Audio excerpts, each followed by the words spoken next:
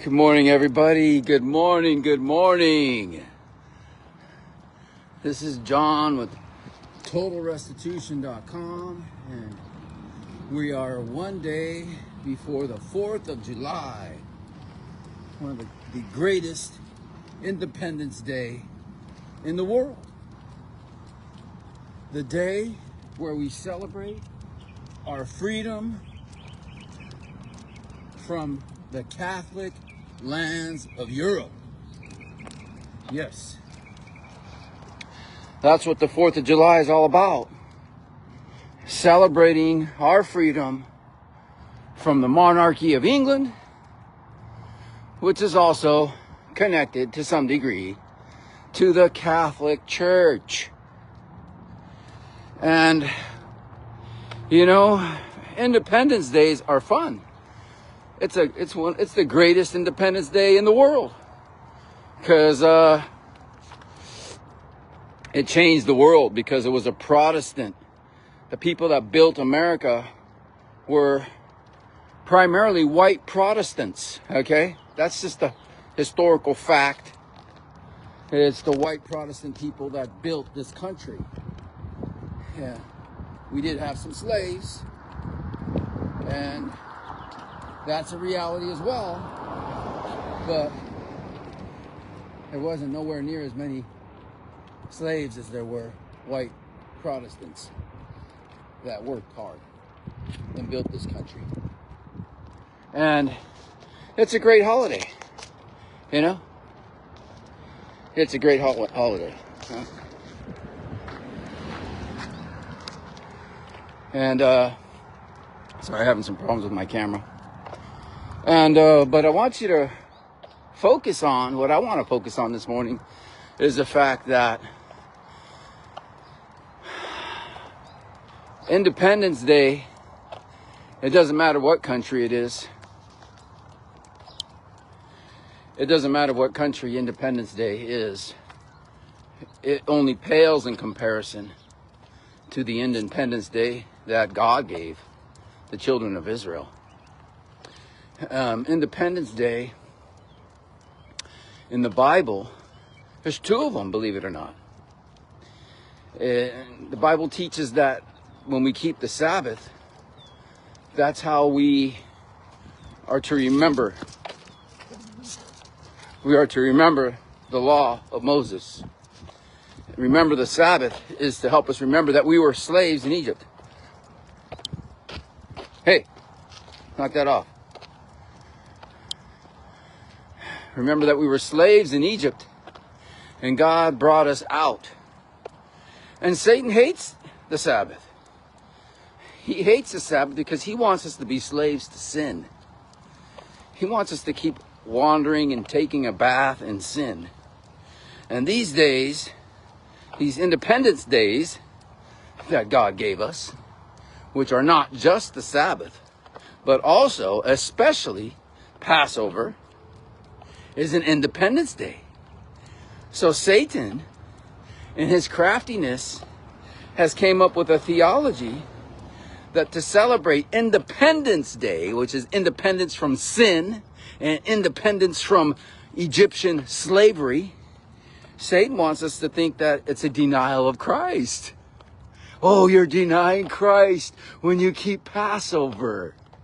You're denying Christ when you keep the Sabbath. That's what the Sunday people say. But the Seventh-day Adventists, 99% of them, they teach that when you keep the Sabbath, when you keep the festivals, any of them really, especially Passover, that you're denying Christ. You're trying to bring back the sacrificial system. And it doesn't matter how many times you show them Paul's quote. 1 Corinthians chapter 5, 7 and 8, verse 7 and 8. Says, Christ our Passover is sacrificed for us. Therefore, let us keep the feast. Okay? It's very plain. We don't need a sacrifice on Passover anymore. Now, let me ask you a question. Do you think God, the powerful God, made a mistake when he created a holy day? So he needed to send his son to die in order to erase that holy day? To make it into an unholy day? That's stupid. I mean, come on. Holy days are fun. I mean, holy days, you think of a holiday, what comes to your mind? Family, time off from work and school, children playing together, cousins and relatives gathering and having a good time. That's awesome, right? That's what we think about when we think about holidays. Oh, the holidays are coming. Well, somehow Satan, in the minds of all of Christianity, the weak minds of all of Christians, has caused them to believe that God's holidays, for some reason, became a denial of Christ. It's so stupid. I mean, come on. We want to gather together as a family and celebrate the various acts in the plan, the various phases of salvation, which is really what the holidays are, all listed there in Leviticus 23. We want to celebrate those holidays, and everybody wants to come at us and tell us we're denying Christ. We're denying his sacrifice by obeying God. Is a denial of Christ. It's pure insanity, my friends. It's pure insanity, and Satan wants you to believe it. And most people do believe it. They really do. They actually think you're an enemy of Christ. Hey, you're a Judaizer. You're promoting Judaism, and you're trying to earn your salvation just because you want to keep a holy day. It's the exact opposite of earning my own salvation. Obeying God and keeping a holy day is the opposite of earning my own salvation. So, it's actually taking a day off and stopping from working is how I prove to everybody that I am saved, that I have been delivered from the bondage of Egypt and from sin. You see? But Satan can't handle that. He tries to say, oh no, you gotta kill an animal if you're gonna keep the feast. You gotta start sacrificing again. I think all these people are obsessed with sacrificing. They want me to sacrifice animals. They want to bring back the sacrificial system. You know, it's really easy if you just think about Paul. Paul, and how did he keep the feast? He told everybody to follow him, to put into practice everything that they saw him do. Go read it. Go read Philippians chapter 4, verse 9. Get that in your head. Philippians 4:9. Philippians 4:9. Go back there and read it. Then get the other verse in your brain. Acts chapter 20, verse 6. Paul stayed at Philippi. He didn't leave until after the 8 days of Passover, the feast of unleavened bread. He was keeping with his Philippian converts. They weren't Jews. You can prove it. Go look up all their names. All the people in Philippi. Look up their names. Every one of them was a Greek. And yet Paul was keeping Passover with them. You know why? Because Passover is a moral law. And those that don't keep Passover are immoral. And the people that teach that, those that teach that, people that teach that Passover is a ceremonial law have a hard argument. Because Paul preached against keeping ceremonial law. And yet, there he was, keeping Passover with his Philippian Gentile converts. And he told them to put into practice everything they saw him do. And the last thing they saw him do was keep Passover. Hello, I know this goes against your grain. I know all your shaven-faced priests at church have been telling you so long that to keep the feast days as a denial of Christ. They've lost their minds. You know what? That's like saying, oh, you better stop keeping the 4th of July. That's a denial of America. That's the day we fought for our freedom, so don't keep it anymore. You're denying America and you're denying our freedom from England. That's stupid. It's insane. Okay? You have to get that out of your head. And you got to stand up and announce to everybody that it's time to keep God's festivals. Because, you know, everybody at church, you know, okay, look at Malachi chapter 4, verse 4 says, remember the law of Moses, okay? Remember the law of Moses with the statutes and the judgments. Malachi 4:4. But when you go to talk to everybody at church, they say, no, forget that law. Forget it. So let me ask you guys, are you going to listen to God? Or are you going to listen to your shaven-faced priest? You got a choice right now to make. I know it might be hard. It might put you in an uncomfortable situation. Your wife might divorce you. Your husband might divorce you. Your pastor might kick you out. Your church might have a board meeting and throw you out of church because you want to keep God's festivals. And guess what? You can't keep it to yourself. You're not allowed to keep it to yourself. Because if you want to keep the festivals, it says in Leviticus chapter 3, 1 and 2, it says, you shall proclaim these in their season. Maybe it's in Leviticus chapter 23, 23 verse 3. The festivals, you have to proclaim them. You can't keep it to yourself. If you keep the festivals and try to keep it to yourself, well, that's the same thing as hiding your candle under a bushel, which is exactly the opposite of what Christ said. So we have nothing but prosperity and good things coming to us as we stand up for God's truth. Guess what happens? It becomes His responsibility to prosper us.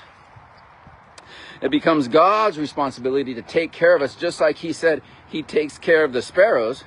So He will also take care of us. But not if we are walking contrary to His word. If we're walking contrary to His commandments. You know, King David says, I will run in the way of the commandments. And in order to run in the way of the commandments, you got to be going pretty fast.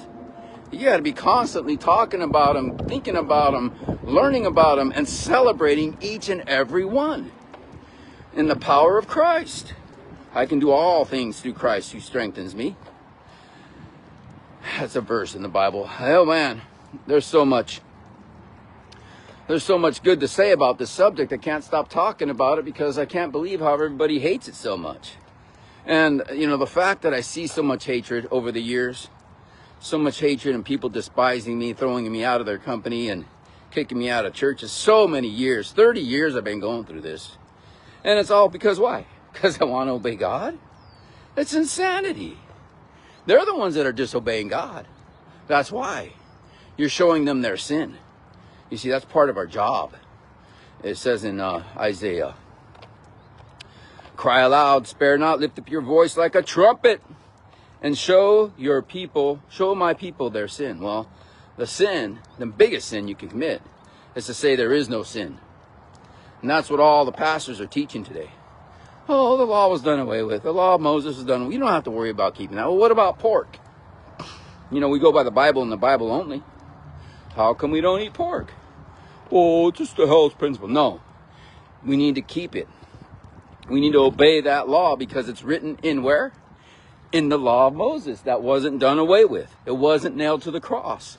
The law of Moses, Leviticus chapter 11. That's where it says not to eat pork, shellfish, swan, duck. So yeah, that's important. You know, you might end up feeling alone when you start keeping the festivals because everybody's going to treat you bad and ostracize you because they don't want you around because you're preaching different than their favorite shaven-faced priests at church. And so they won't really be excited about seeing you walk in the door every week. But don't worry about that because Jesus is with you. He's the teacher. He is the ultimate teacher giving you your orders.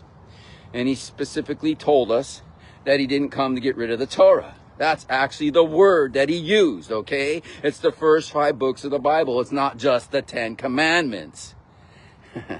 And you know what? It's pretty easy to prove. Because you can go look up the word 10 Commandments in the Old Testament, which is the only place it's mentioned, by the way. The phrase 10 Commandments is not mentioned in the New Testament. So go look up that word, find out what it says in Hebrew, and find out that it doesn't match what they're saying in the Greek in Matthew chapter 5, verse 17 through 19, where Jesus said He didn't come to get rid of the law. He did not come to abolish the law. Oh, look it, we got a visitor. Hey, Rascal, what's happening? Rascal, Molly, and Gracie. We even got our cat to join us on this walk.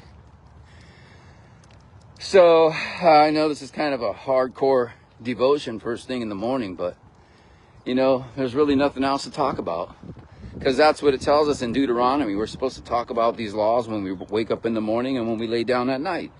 Talk about them to our children, which, by the way, Malachi says that there's going to be a curse that comes upon the world. You got to listen to the Elijah message, which involves the law of Moses with the statutes and judgments specifically. And so Adventism has this theology that says, no, it's the 10 Commandments only. I said, well, what about incest? That's not clarified and specifically forbidden in the 10 Commandments. You know, that's not. So we need more. We need more than just the 10 Commandments to help us to learn how to behave. And we need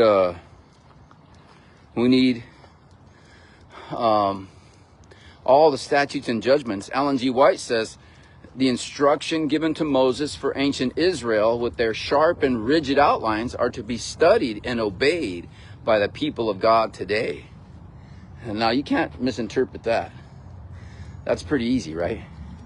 The instructions given to Moses for ancient Israel with their sharp and rigid outlines is to be studied and obeyed by the people of God today.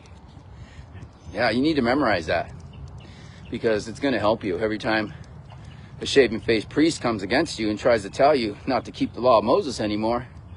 Well, just tell him you're a Seventh-day Adventist. You believe in Ellen White. I believe in Ellen White. She said the instruction given to Moses for ancient Israel with their sharp and rigid outline is to be studied and obeyed by the people of God today. What's he going to say against that? Well, I don't believe in Ellen White. Well, that's right. Exactly. He doesn't really believe in Ellen White. So I meet people all the time that say, well, I only believe in the Bible and the spirit of prophecy. The Bible and the spirit of prophecy. I go, you do? I said, what about this verse? It says the instruction given to Moses for ancient Israel with its sharp and rigid outline is to be studied and obeyed by the people of God today. How come you don't follow that? If you really believe in the writings of Ellen G. White, why don't you keep the festivals? Because Ellen White says right there, the instruction given to Moses for ancient Israel is to be studied and obeyed by the people of God today. And she also says that, don't quote her, do what the Lord God of Israel commands. That's what she says. Don't quote my writings again. Find out what the Lord God of Israel says and do what he commands. Okay? And guess what? Exodus 34:18 says, keep the feast of unleavened bread as I commanded you. That's a commandment.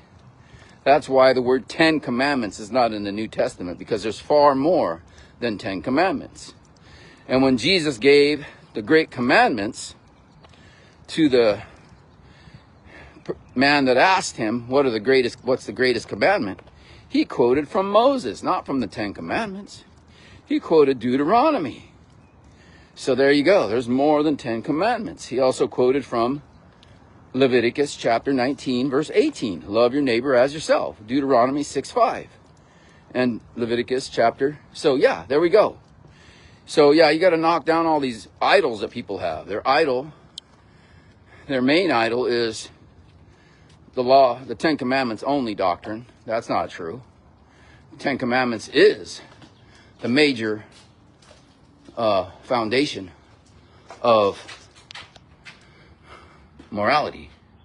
But it is not